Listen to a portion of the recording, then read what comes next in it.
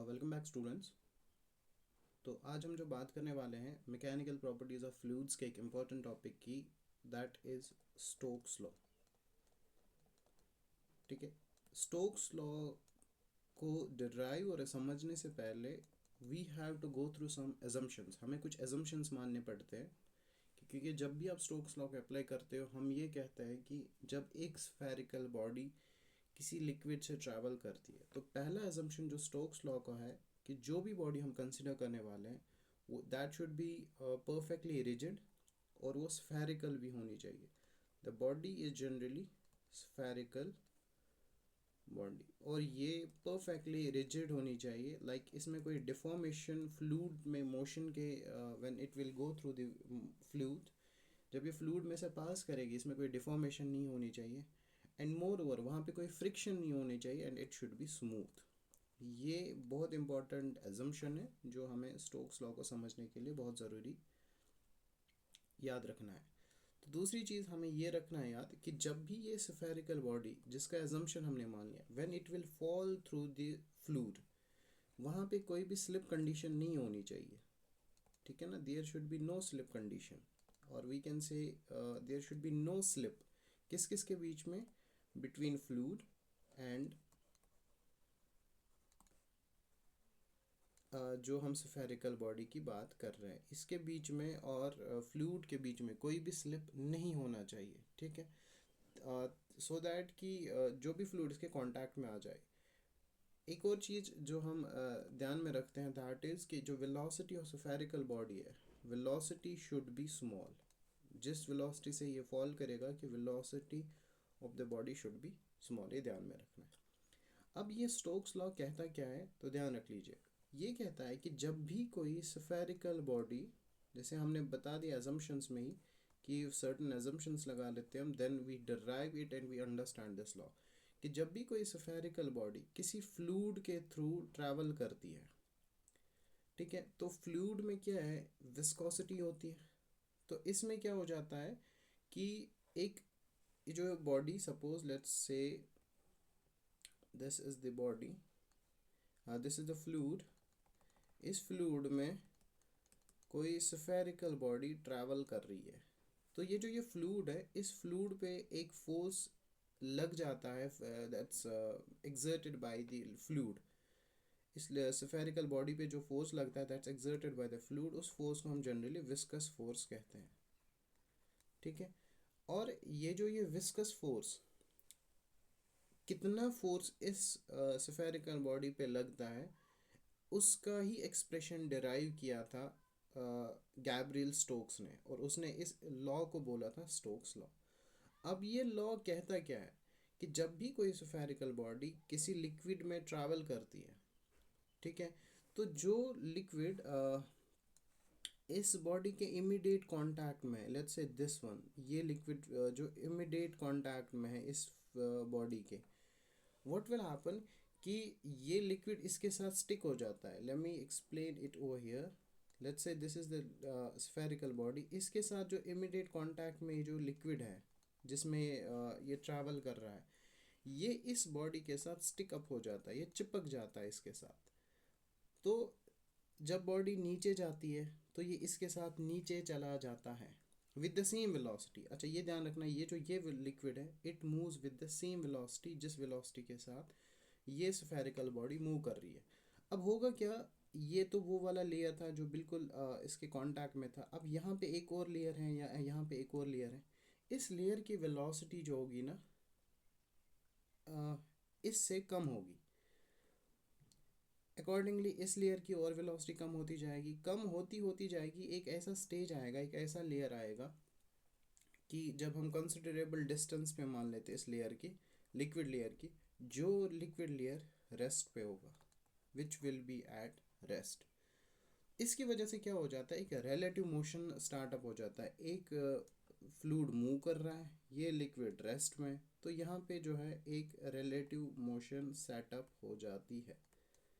ठीक है, we know the relative motion is set up when the two bodies move along the same direction, या तो वो same velocity के साथ या one is moving relative to one another, यहाँ पे एक relative velocity सेटअप हो जाती है।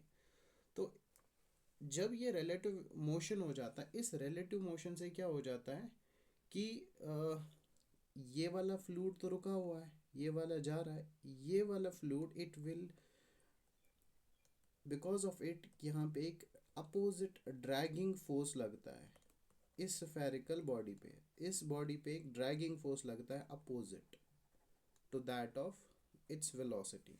तो इसकी वजह से क्या हो जाता है, ये जो बैकवर्ड ड्रैगिंग फोर्स को ही हम जनरली विस्कस फोर्स कहते हैं। क्यों? क्योंकि यहाँ पे तो रिलेटिव वेलोसिटी आ गया, और हमें पता है विस्कोसिटी तभी एग्जिस्टेंस में आ जाती है when there is relative motion. ठीक है, अब इस विस्कस फोर्स की वजह से क्या हुआ, एक ड्रैगिंग फोर्स लग गया इस स्फेरिकल बॉडी पे जो नीचे जा रही थी। जब बॉडी नीचे फॉल कर रही है its velocity goes on increasing. ठीक है, जब वेलोसिटी उसकी इंक्रीज हो रही है, लाइक वाइज जो विस्कस फोर्स है that becomes equal to the weight. ध्यान रख लीजिएगा, ये जो विस्कस फोर्स लग रहा था dragging opposite force, it becomes equal to dragging force, जो विस्कस फोर्स है that becomes equal to the weight of body according, क्योंकि ये भी इंक्रीज होता जा रहा है।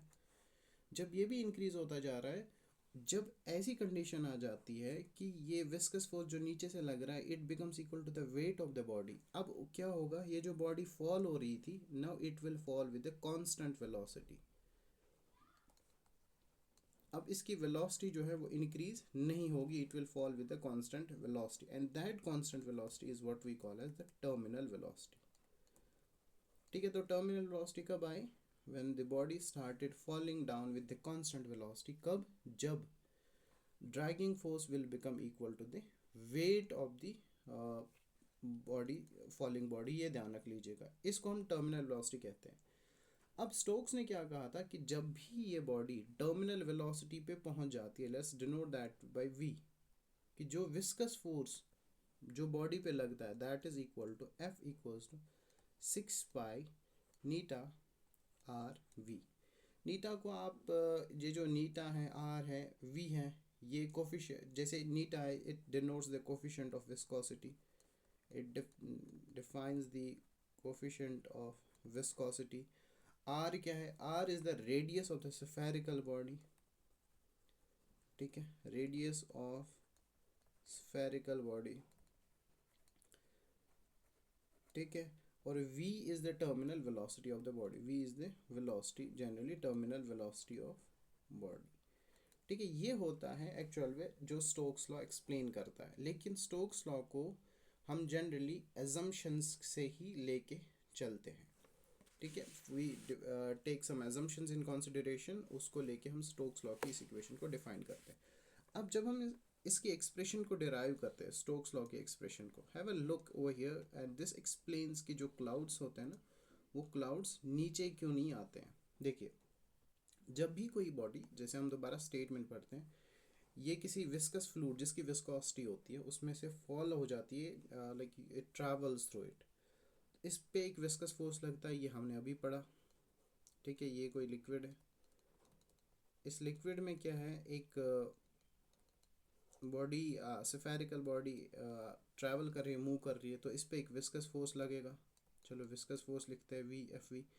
जब viscous force equal to the weight of the body हो जाएगी तो बॉडी नाउ कांस्टेंट वेलोसिटी के साथ मूव करेगी, उसी वेलोसिटी को हम टर्मिनल वेलोसिटी कहते हैं। जो ये विस्कस फोर्स है, ये ध्यान रखना है, ये viscous force increases, the viscous force increases, किसके साथ इंक्रीज हो जाता है, जब with the increase of the velocity of the body, with the increase of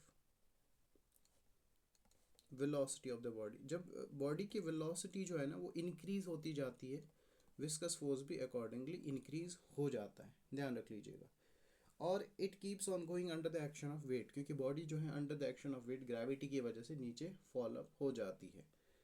तो इसकी वजह से क्या हो जाता है कि जब ये विस्कस फोर्स ये दोनों बैलेंस हो जाते हैं, टर्मिनल वेलोसिटी का कॉन्सेप्ट आ जाता है। लेट्स से, अब यहाँ पे एक इंपॉर्टेंट कॉन्सेप्ट है, लेट्स से कोई भी स्फेरिकल बॉडी जिसका मास m है और उसका कोई रेडियस होगा, क्योंकि स्फेरिकल बॉडी है, body of mass m radius r, ठीक, ये किसी विस्कस फ्लूइड वाटर को ले लेते हैं, इसमें से फॉल कर रही है। लेट्स से यहाँ पे एक इम्पॉर्टेंट पॉइंट है, इस बॉडी की कुछ ना कुछ डेंसिटी होगी, let's say that is rho. Rho is the density of material, या इस स्फेरिकल बॉडी की बात करें हम, ठीक है। और जिस लिक्विड में से ये फॉल करेगी कि उसकी डेंसिटी को let's say denote, let's say that is the density, sigma is the density of viscous medium. ये इंपॉर्टेंट है समझना, because the densities will be different. और इस लिक्विड की एक कैरेक्टरिस्टिक प्रॉपर्टी होती है, that is the viscosity, coefficient of viscosity, that is let's say Neeta, coefficient of viscosity. Fine. अब होगा क्या, जब ये बॉडी जिसकी डेंसिटी रो है और जो लिक्विड, जिस एक लिक्विड में से फॉल कर रही है, जिस लिक्विड की डेंसिटी सिग्मा है और उस लिक्विड की विस्कोसिटी नीटा है, उसमें से फॉल करेगी, तो कितने फोर्सेस इस बॉडी पे लगेंगे, that is very much important. अब समझ लीजिए, हैव अ लुक, जब ये बॉडी फॉल करेगी, व्हाट विल हैपन, तीन तरीके के फोर्सेस लगेंगे इस बॉडी पे। पहला तो weight of the body which is acting, obvious सी बात है, that will be acting vertically downward, और वेट आपको पता है that is equal to M ji.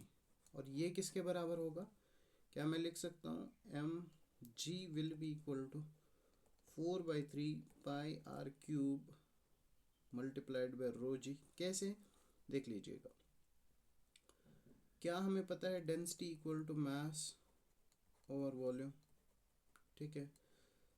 Density equal to मास को m रखते हैं अपॉन वॉल्यूम, वॉल्यूम को मैं लिख सकता हूँ स्फेरिकल बॉडी का 4/3 पाई आर क्यूब।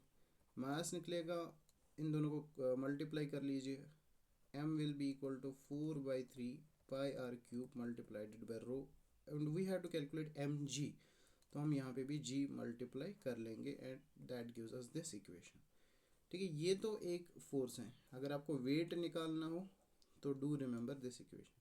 दूसरा, जो अपवर्ड थ्रस्ट लग रहा है बॉडी पे, ठीक है, अपवर्ड थ्रस्ट जो नीचे से लग रहा है, अपवर्ड थ्रस्ट, टर्मिनल वेलोसिटी के कंडीशन में वो कहाँ पे पहुँच जाता है, वो इक्वल टू द वेट हो जाता है।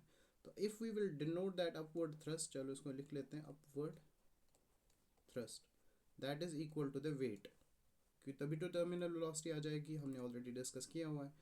That will be equal to 4/3 pi R cube. अब ये देख लीजिए, अपवर्ड थ्रस्ट किसकी वजह से लग रहा है, ये तो उस फ्लूइड की वजह से लग रहा है ना, जिसकी हमने डेंसिटी सिग्मा मानी, जिसमें से ये लिक्विड ट्रैवल कर रहा है। तो हम सेम ले लेंगे 4/3 पाई आर क्यूब, क्योंकि ये लग रहा है स्फेरिकल बॉडी पे, multiplied by sigma multiplied by G, क्योंकि ये भी एक फोर्स है। सेम यही वाला कॉन्सेप्ट आपको लेना है। अब यहाँ पे आपको समझना है, अपवर्ड थ्रस्ट ऊपर लग रहा है, वेट नीचे तरफ लग रहा है, तो हम नेट फोर्स निकाल सकते हैं। नेट जो निकलेगा हमारा, that will be let's say M, क्योंकि ये रिजल्टेंट तो नीचे ही जा रहा है ना, that means this force will be greater than this. Fine, तो we will say let's say M G dash से मान लेते हैं, that will be equal to M G minus U, इन दोनों को डिवाइड करते हैं।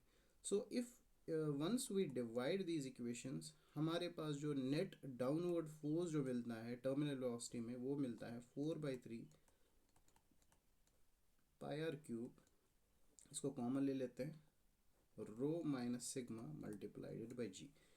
This is the one of the most important equation जो आपको याद रखनी है, ठीक है। ये तो दो फोर्सेस हमने निकाल ली। अब तीसरा फोर्स, जो विस्कस फोर्स वर्टिकली अपवर्ड लग रहा है in the direction opposite to the direction of the body, वो विस्कस फोर्स हमें पता है टर्मिनल वेलोसिटी जब अटेन होती है तभी आ जाता है, और स्टोक्स ने वो बताया था, इसको फोर्स नंबर 1 कहते हैं, इसको फोर्स नंबर 2 कहते हैं, and the force number 3 is equal to F equal to, जो हमने अभी पढ़ा, 6 pi eta R V. Eta is the coefficient of viscosity, R is the radius and V is the velocity, जो हमने already discuss किया हुआ है। अब ये ध्यान रख लीजिए, एक तो बचा हमारे पास ये फोर्स है, let's say this is the equation A and this is the equation B. इन दो इक्वेशंस अगर बॉडी इक्विलिब्रियम में है तो these two forces must be in like they should be also equal. तो in order to attain the equilibrium, तो ध्यान रख लीजिएगा, अगर बॉडी को इक्विलिब्रियम में रहना है तो मैं ये ले सकता हूँ इन दो फोर्सेस को बराबर. Let's say these two forces are to be taken as equal. So I will say 4/3 pi r cube rho minus sigma multiplied by g gives is equal to this equation, because ये भी force है ये भी force है, equilibrium में ये दोनों बराबर हैं. Effective weight of body is equal to the viscous force, तभी तो टर्मिनल वेलोसिटी से फॉल करेगी body. 6 pi eta R V. ठीक है. अब यहाँ से जब हम v की वैल्यू निकालते, जो हमारा मेन काम है, that is v equals to 2/9. आप निकाल सकते हो इसको easily. R square multiplied by rho minus sigma multiplied by G over eta. This is the most important equation जो आपको याद रखनी है. This is the equation for terminal velocity in case of this Stokes law. Let's say अब हम यहाँ पे इस इक्वेशन को मॉडिफाई करते हैं. अब ये बता दीजिए, this rho is the density किस चीज़ की, जो स्फेरिकल बॉडी जिस वेलोसिटी से डाउन कर रही है, और ये सिग्मा वो फ्लूइड है. We know fluids include both liquids as well as gases, जिसमें से ये फॉल कर रही है. लेट्स से ये बॉडी जो है एयर में से फॉल कर रही है. जब ये एयर में से फॉल कर रही है तो क्या मैं इस सिग्मा को 1 लिख सकता हूँ? नेग्लिजिबल कर सकता हूँ, बहुत स्मॉल ले लूँगा, क्योंकि density of air is very small, it's 1.26 kg/m³. तो अगर let's say if body is falling through air, अगर ये body it is falling through air, तो हम क्या कर सकते हैं, सिग्मा को नेग्लेजिबल करके या 1 कर दीजिए या नेग्लेक्ट कर दीजिए इन कंपैरिजन टू रो के कंपैरिजन में उसे नेग्लेक्ट कर सकते हैं. तो हमारे पास जो इक्वेशन बनेगी वो बनेगी 2r² रो जी और 9 eta. This is the coefficient of viscosity. Everything will be given और आपसे पूछा जाएगा ये टर्मिनल वेलोसिटी निकालने के लिए. अब यहाँ पे एंड रिजल्ट पे आ जाते हैं हम. एंड रिजल्ट पे अगर हम इस पे समझ लेंगे, देख लीजिए, तो यहाँ से हमें कुछ चीज़ें पता लग जाती है. फर्स्ट थिंग जो हमें यहाँ पे पता लग जाती है वो क्या है कि जो v है that is directly proportional to square of radius. मतलब यहाँ से अगर मैं लिख लूँ v is directly proportional to square of radius of the spherical body. इसका क्या मतलब है, जितनी ज़्यादा बॉडी बड़ी होगी, bigger bodies will attain larger terminal velocity. इसी वजह से रेन ड्रॉप जो है ना, that does not fall with the same velocity, क्योंकि बिगर ड्रॉप्स जो होंगे उनका रेडियस ज़्यादा होगा, वो ग्रेटर वेलोसिटी के साथ आ जाते हैं in comparison to the smaller velocity, क्योंकि उनकी टर्मिनल वेलोसिटी ज़्यादा हो जाती है फ्रॉम दिस इक्वेशन. ठीक है. ये ध्यान रखना है कि terminal velocity is know like, यहाँ पे मैं यहाँ पे लिख सकता हूँ terminal velocity is independent of height. Terminal velocity का हाइट से कोई भी रिलेशन नहीं है, इसको ध्यान रख लीजिएगा. It is independent of height. v directly proportional r square है. साइज ज़्यादा बड़ा होगा तो बॉडी तेज़ वेलोसिटी के साथ आ जाएगी. एक बात बता दीजिए यहाँ पे, सपोज अगर